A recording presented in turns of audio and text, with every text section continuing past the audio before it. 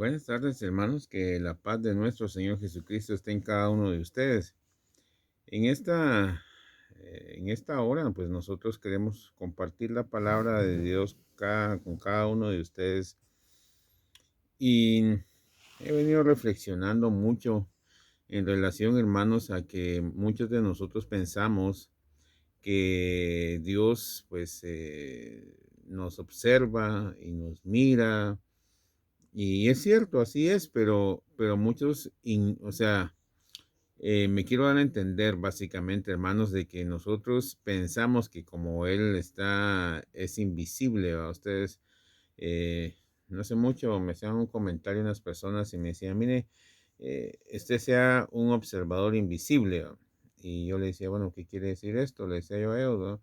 Pues bueno, que se reserve sus comentarios. Si no le gusta a usted lo que está viendo o lo que estamos realizando, simplemente a nosotros no nos va a interesar sus comentarios, y si van a ser buenos o van a ser malos, no nos interesa. Si usted está aquí, pues sea una persona invisible, ¿ya?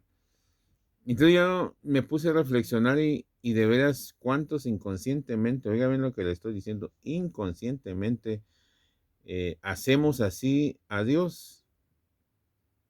Ya, hacemos así a Dios porque muchas veces nosotros pensamos, ya que Él es un Dios invisible, ¿verdad? Pues bueno, entonces no me interesan sus argumentos, no me interesa lo que está escrito, no me interesa lo que Él es, ¿ya? Yo voy a hacer lo que mi pensamiento dice y lo que mis corazonadas quieren percibir. Entonces, fíjense, hermanos, que muchas veces nosotros caemos en esa situación. Mucha gente se preocupa por lo que va a venir y las profecías del fin, y la gente está atento ahí, teniendo comezón de oír, dice la palabra del Señor, pero solo una comezón de oír nada más. Pero aquel, hermanos, que quiere ser distinto, aquel que quiere agradar a su Dios, agradar a aquel que llegó a su vida, pues entra en muchas meditaciones, en muchas reflexiones, y una de ellas es esta, hermanos. Porque fíjense, hermanos, de que cuando uno hace una mención que Dios es invisible, entonces las personas piensan de inmediato que Él está, pero a la vez no está. ¿Ya? Entonces alguien predica la palabra, la predica y si le cayó bien, pues bueno, si no le cayó, pues bueno, mire, al final yo hago con mi vida lo que se me pega la gana, me dijo un día un joven. Pues estaba compartiendo la palabra, pero mire, yo ya me cansé de tanta gente que me dice que lo que estoy haciendo es malo. Déjeme, déjeme, si el tiempo dirá que si yo estoy tomando las decisiones buenas o malas. Definitivamente estaba tomando decisiones malas a la luz de lo que está escrito. Nosotros debemos de entender algo, hermanos. Debemos de entender y que quede bien claro que mis pensamientos no pueden interpretar lo que está escrito, ¿ya? Mucha gente piensa de que las escrituras son como aquella, una enciclopedia que trae un instructivo, y conforme a lo que yo voy entendiendo o voy razonando, pues así yo las voy dando, pues. Pero las escrituras no son así, hermanos, porque es la vida del gran autor llamado Dios, ¿ya? El Dios de Abraham, de Isaac y de Jacob. Es la vida de él, es el testimonio de él, plasmado en un libro por muchos autores, inspirado por muchos autores de la pluma. No sé si me estoy dando a entender. Él le reveló la palabra y ellos escribieron. El Pentateuco fue escrito por Moisés. Imagínese usted que dice que el único que pudo ver a Dios cara a cara se llamaba Moisés, y a partir de ahí ya otro siervo ya no pudo ver a Dios cara a cara. Entonces vino Dios y le empezó a compartir. Imagínese usted qué gran bendición la de Moisés. Le empezó a compartir cómo había sido al principio, cómo fue que él crió al hombre, mire, y empezó a hablar con Moisés como un tú a tú. ¡Qué bendición! Pero fíjense, pues, hermanos, que también para nosotros debe ser una bendición el entender por qué se le llama el Dios invisible, ¿ya? Y cómo podemos ver nosotros a ese Dios invisible. Lo podemos percibir, pero nos quedó una gran tarea y le voy a decir qué gran tarea es. Una de las tareas más grandes y difíciles para el ser humano es llevarse bien con otra persona. Es una tarea tan difícil, hermanos. Difícil si uno no tiene a Dios en su corazón. Difícil si Dios no pone de su amor en nuestras vidas. Como dijo el profeta Ezequiel, dice esto en el capítulo 36, y yo pondré en ustedes un corazón de carne, quitaré ese de piedra, dice, y pondré un corazón de carne, y pondré mi espíritu, oiga bien lo que dice, y pondré mi espíritu, lo está diciendo Dios por medio del profeta Ezequiel, y pondré mi espíritu en ustedes para que hagan mi voluntad y cumplan mis mandamientos.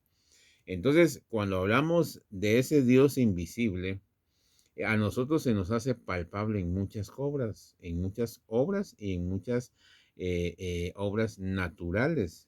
Yo quisiera que usted me acompañara ahí en la carta del apóstol Pablo hacia los romanos en el capítulo 1. Usted va a ver algo ahí donde el apóstol Pablo empieza a hablar de ese Dios invisible, ¿ya? Ese Dios que nadie ha podido ver, pero bendito sea Dios, bendito sea el nombre de nuestro Dios que nos permite sentirlo, ¿verdad? Pero nadie lo ha podido ver, no hay ojo que lo haya visto, dice. Entonces, mire lo que dice ahí en el capítulo 1 y versículo número 20. Dice lo siguiente, porque las cosas invisibles de Él, su eterno poder y deidad se hacen claramente visibles desde la creación del mundo, siendo entendidas por medio de las cosas hechas, de modo que no tienen excusa. Entonces, es cierto, es un Dios invisible, pero es un Dios que se puede manifestar en las obras. Por eso aquí dice, porque las cosas invisibles de Él, su eterno poder y deidad, se hacen claramente visibles desde la creación del mundo. Entonces, vemos cómo la creación, dentro de esa creación, no solo están las cosas físicas como el mar, los ríos, los lagos, los archipiélagos, los volcanes, las montañas, en fin, una infinidad de cosas creadas por Dios. Dentro de esas cosas creadas estamos nosotros, está usted y estoy yo, que fuimos creados a imagen y semejanza de Él. O sea, cuando hablamos de imagen y semejanza de Él, estamos hablando que usted y yo nos parecemos a Dios. Somos imagen, oiga bien, imagen y semejanza. O sea, somos muy parecidos a Dios.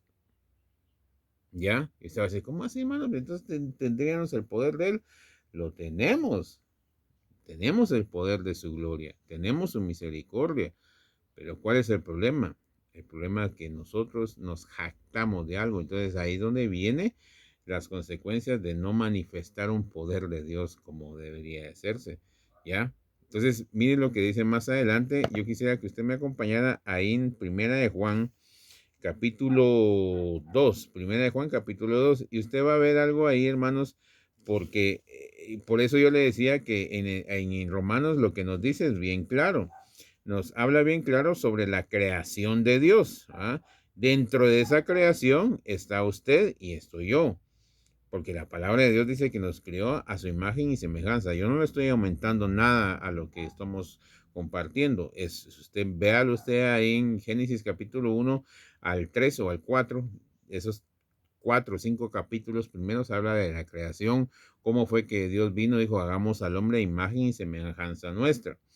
Pero aquí ya en cuestiones espirituales, ya en cuestiones entre que usted y yo nos jactamos, oiga bien, nos jactamos de ya conocer a Dios, de ya que quizás entender a Dios, o que ya tuvimos un encuentro con Cristo y que compartimos la palabra, que hablamos de Dios, que hablamos y que oramos, que ayunamos, que hacemos muchas actividades personales para estar en comunión con Dios.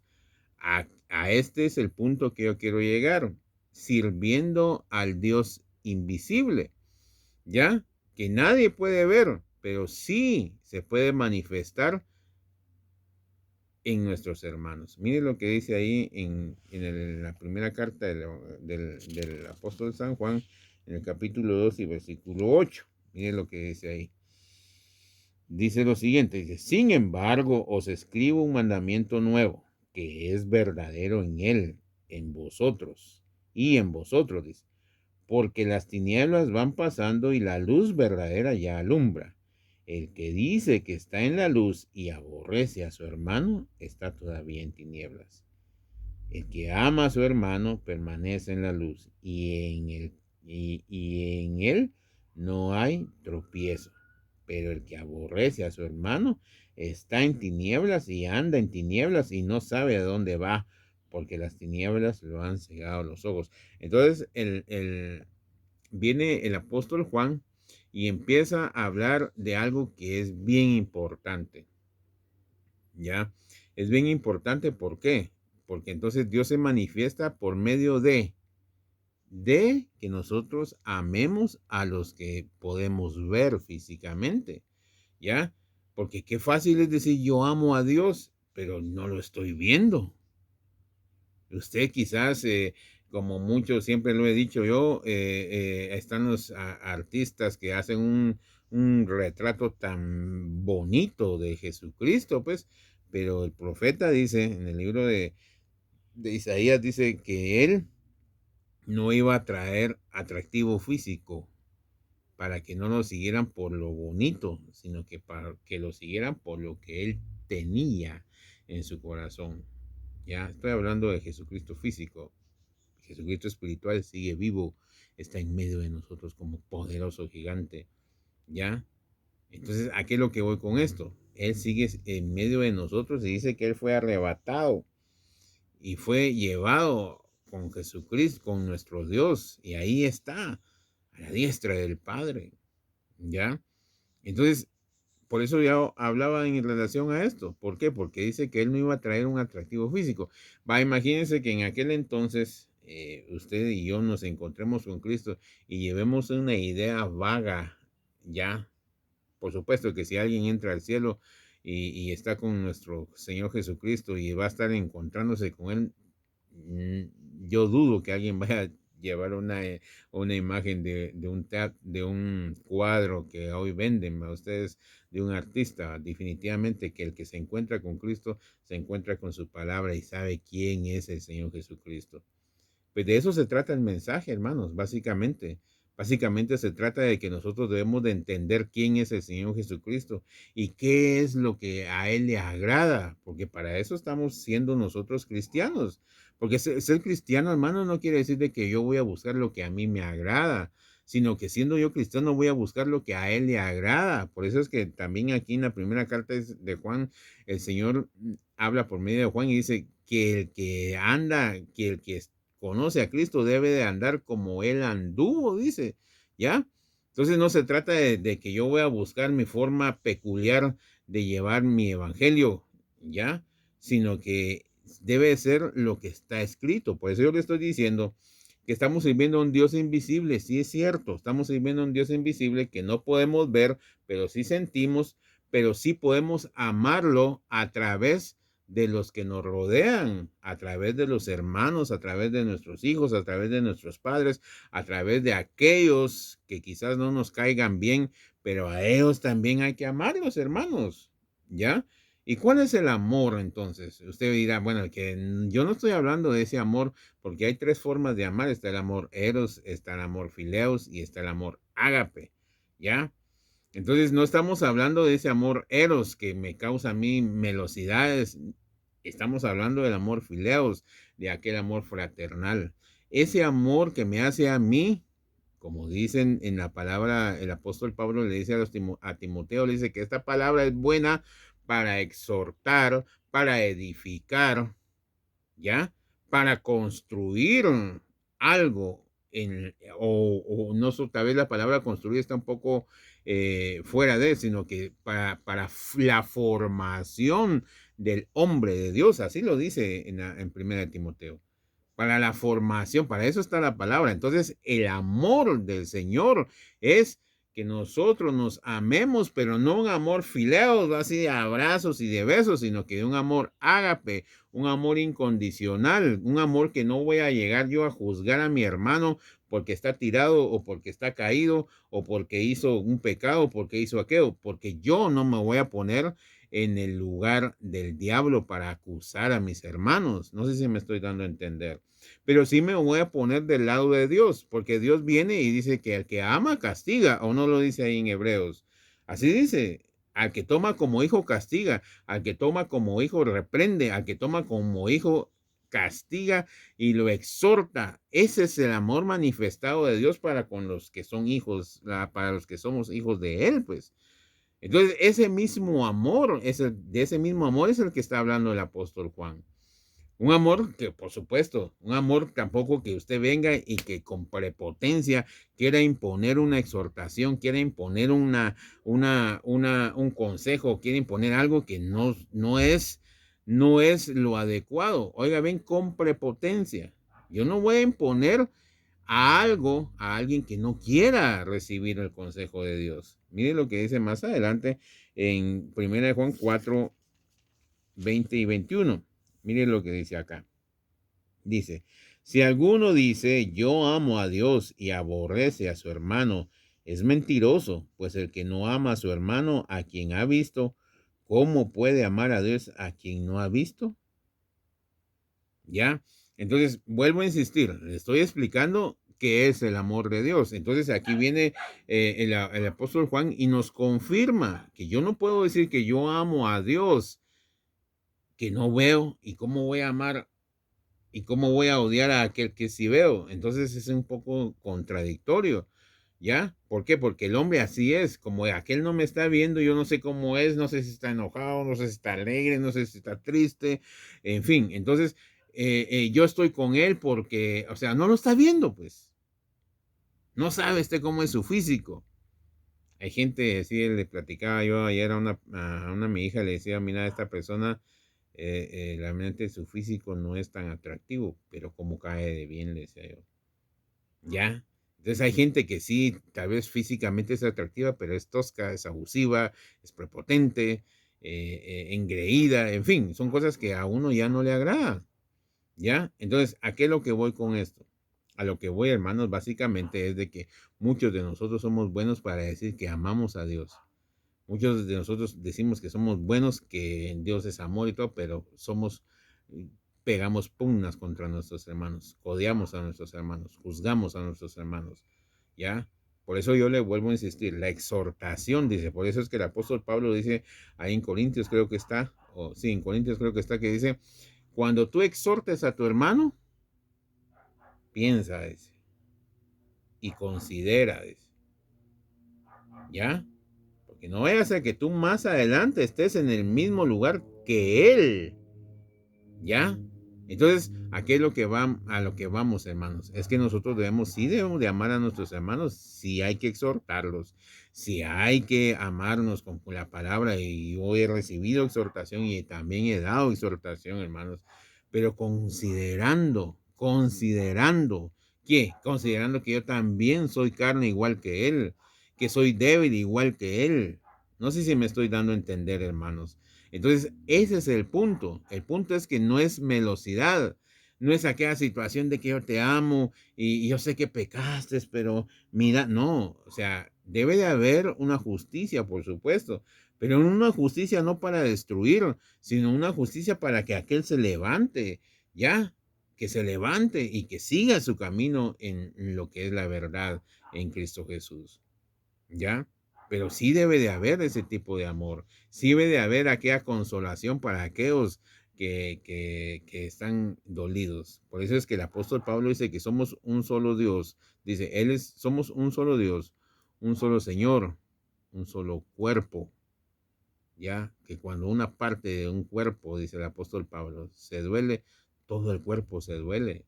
Ya. Entonces nosotros no podemos ser apáticos al dolor de otros hermanos o al sufrimiento de otros hermanos o las pruebas de otros hermanos. Debemos de orar por ellos, de interceder por ellos, así como ellos también han intercedido por nosotros. ¿ya? Las cosas que a veces usted y yo recibimos, y usted dice, ay, mira, gracias al Señor me dio mi trabajito por ahí, no tenía trabajo, pero ahí está el Señor dándome, no me habían pagado y ahora me están pagando, bendito sea Dios.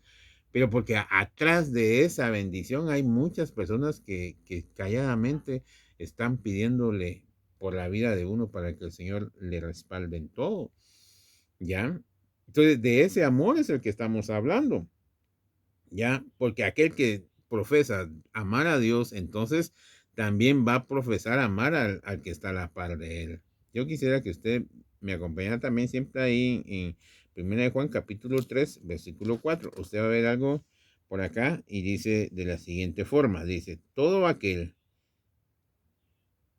perdón, es capítulo 3 versículo 14, perdón hermano.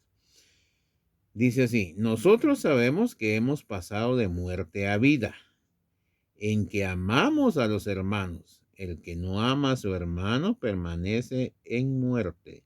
Todo aquel que aborrece a su hermano es homicida, y sabéis que ningún homicida tiene vida eterna. Pero homicida tiene vida eterna permanente en él, dice.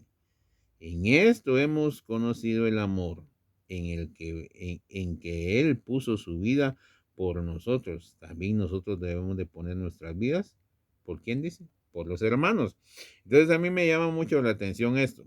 Mire, pues dice, el que ama a su hermano, dice, nosotros sabemos que hemos pasado, o sea, nosotros sabemos que hemos pasado de muerte a vida, pero en dónde voy a saber yo que estoy pasando de muerte a vida? ¿En dónde voy a saber yo? En que brota un amor hacia mis hermanos, ¿ya? En que brota un amor a mis hermanos, pero vuelvo a insistir, no una melosidad, no una alcahuetería, no una amistad de chanza y de cuestiones así, realmente como que fueran los cuates del mundo, o sea, que los cuates del mundo, no sé qué, chupamos, y que no sé qué, no, una camaradería le dicen, ¿verdad?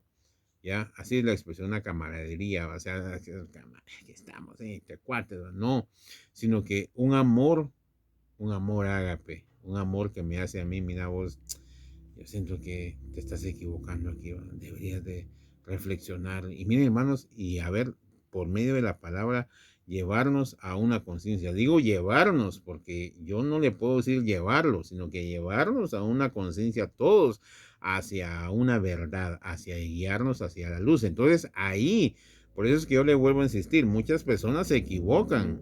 ¿Por qué? Porque piensan que pasar, o sea, tengo a Cristo y se me fueron mis temores, se me fue, sí es cierto, se van los temores, se van todo, pero una de las prioridades como testimonio verdadero es en que amamos a los hermanos, dice, en que amamos, o sea, un testimonio fiel y verdadero en que yo estoy pasando de muerte a vida, es que yo estoy amando a mis hermanos. Y ese es el punto. Eso es lo que aquí está escrito, ¿ya? Eso es lo que aquí está escrito. Ahora miren lo que dice en Génesis capítulo 32. Usted lo va a ver bien interesante acá porque aquí estamos hablando de Israel, ¿ya? La experiencia de Israel y cómo Dios, el ángel de Dios, viene y le habla a Jacob y le dice lo siguiente. Miren lo que dice ahí en el versículo 25. Dice, y cuando el varón vio que no podía con él, tocó el sitio del encaje de su muslo y descoyuntó el muslo de Jacob mientras con él luchaba. Y dijo, déjame porque raya el alba. Y Jacob le respondió, no te dejaré si no me bendices. Y el varón le dijo, ¿cuál es tu nombre? Y él respondió, Jacob. Y el varón le dijo, no se dirá más tu nombre Jacob, sino Israel, porque has luchado con Dios y con los hombres y has vencido, dice, ¿ya? Entonces pone una situación con Dios y con los hombres. O sea, Jacob le sacó la bendición a Dios, ¿ya? Le sacó la bendición a Dios, le sacó, peleó, por decirlo así, pero es una pelea, usted ya sabe que no es una lucha como la MMA o la WWF, usted no es esa lucha, es una lucha espiritual donde él él se aferró hacia los pies de aquel ángel hasta que le diera su bendición. Y entonces viene Dios y le dice, has peleado con Dios y con los hombres y has sido vencido. ¿Por qué? Porque más adelante se encuentra con Labán y Labán lo perdona. Y más adelante se encuentra con su hermano Esaú y también Esaú lo perdona. Entonces ahí está el testimonio donde Dios le dice que básicamente está con él. ¿Por qué? Porque halló el respaldo del perdón con Labán y con Esaú. Entonces has vencido, y se venció a esos dos grandes enemigos sin necesidad de levantar una espada, o como se podría decir, sin levantar un arma hoy en día. ¿Ya? Entonces, yo quisiera que usted me acompañara en Salmos 92. Usted va a ver algo ahí bien interesante. Miren lo que dice en el Salmo 92. Es bien interesante porque David acá habla de algo también bien, lo llama de otra forma, la grandeza de Dios. No de otra forma, sino que una expresión distinta. Dice en el Salmo 92, versículo 4 y 5, dice, por cuanto me has alegrado, oh Jehová, con tus obras, en las obras de tus manos me gozo. Cuán grandes son tus obras, oh Jehová, muy profundas son tus pensamientos, dice. Pero viene David y dice, ¿cuál es la alegría de David? Las obras de Dios, hermanos. ¿Y dónde se ven las obras de Dios? Es lo que estábamos hablando en Romanos capítulo 1, versículo 20. No solo son las obras físicas que se ven, la belleza, un atardecer, un anochecer, sino las obras de Dios son manifestadas en aquellas personas que se han dejado guiar por Dios y se han visto sus milagros, se han visto sus cambios. Por eso es que David dice, y en las obras de tus manos yo me gozo, porque solo Dios puede cambiar un corazón, solo Dios puede transformar un corazón, solo Dios puede sanar un corazón, solo Dios puede liberar un corazón, hermanos. Esa es la obra de Dios y ese es el gozo que debemos de compartir juntamente con David. En las obras de tus manos yo me gozo, dice, ¿verdad? Entonces viene más adelante ¿cómo se llama? El apóstol Pablo nos habla en primera de Timoteo. Yo quisiera que usted me acompañara ahí, capítulo 1. Y usted va a ver algo que es bien interesante. Es capítulo 1 y versículo 17. Mire, dice aquí, por tanto, al Rey de los siglos, inmortal, invisible, al único y sabio Dios, sea el honor y la gloria por los siglos de los siglos. Amén. Entonces, ese es otro gozo que David, que el apóstol Pablo se siente. Él dejó por un momento lo que estaba escribiéndole a Timoteo, porque él está hablando precisamente, si usted mira el título del versículo, capítulo 1, versículo 2, dice el ministerio de Pablo. Viene Pablo y se conmueve y se emociona.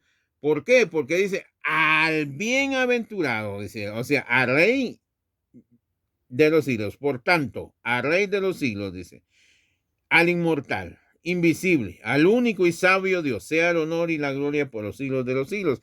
Entonces, ¿dónde se gozaba Pablo? Se gozaba, ¿por qué? Porque estaba compartiendo la palabra y se gozaba de que como aquellas personas que oían la palabra, que se encontraban con Cristo, estaban siendo transformadas, estaban siendo distintas a como Él las empezó a conocer. ¿Ya? Y ese es el sentir, hermanos. Nosotros estamos preparándonos para irnos con Cristo. Estamos preparándonos para estar con nuestro Dios eternamente y para siempre. Pero usted y yo no podemos irnos con envidias, no podemos estar con recelos, no podemos estar con odios, no podemos estar con gente que no queremos. Allá vamos a estar todos juntos y en armonía. Pero ¿cuál es la base? ¿Cuál es la base de tener a esa armonía? Se llama Cristo. Y sin Cristo, usted y yo no podemos armonizar, hermanos. No podemos armonizar. ¿Por qué? Porque nos hace falta estar con Cristo, conocer a Cristo y cuáles son los parámetros de Cristo. Dice en el libro del Evangelio de San Mateo, capítulo 5, verso 45 y 48. Yo quisiera que lo leáramos rápidamente antes de terminar, hermanos. Quisiera que lo leyéramos. Mateo capítulo 5, verso 45 al 48. ¿Ya? Y usted lo va a ver bien interesante aquí. Entonces, 45-48. Miren lo que dice ahí. Dice, para que seáis hijos de vuestro Padre que está en los cielos, que hace salir su sol sobre los malos y buenos, dice. Ya, se hace salir sol sobre los malos y buenos y que hace llover sobre justos e injustos, dice. Porque si amáis a los que os aman, ¿qué recompensa tendréis? ¿No hacen también lo mismo los publicanos? ¿Ya? Entonces, ¿cuál es la intención del mensaje, hermanos? La intención del mensaje es que estamos sirviendo a un Dios invisible que se puede palpar alrededor nuestro, no solo con sus obras naturales, sino con la creación misma, el ser humano. Que Dios nos dé sabiduría, hermanos. Yo solo le comparto lo que el Señor me ha dado, hermanos, y de veras, si usted dice que ama a Dios, pero no soporta a sus hermanos, ya lo leyó usted. Usted va a decir muy radical, pero ahí está escrito, hermanos. Que Dios nos ayude a todos. Usted no piense que yo le estoy predicando esto como quien dice, es que yo soy un amador de mis hermanos. Me cuesta también, hermanos. Y le ruego a Dios, hermanos, le suplico cada día a Dios, pues amar a mis hermanos y ayudarlos y a salir adelante, hermanos. Que la paz de nuestro Dios esté en cada uno de ustedes y que la bendición de su Santo Espíritu esté en nuestras vidas y nos guíe a toda verdad. Amén.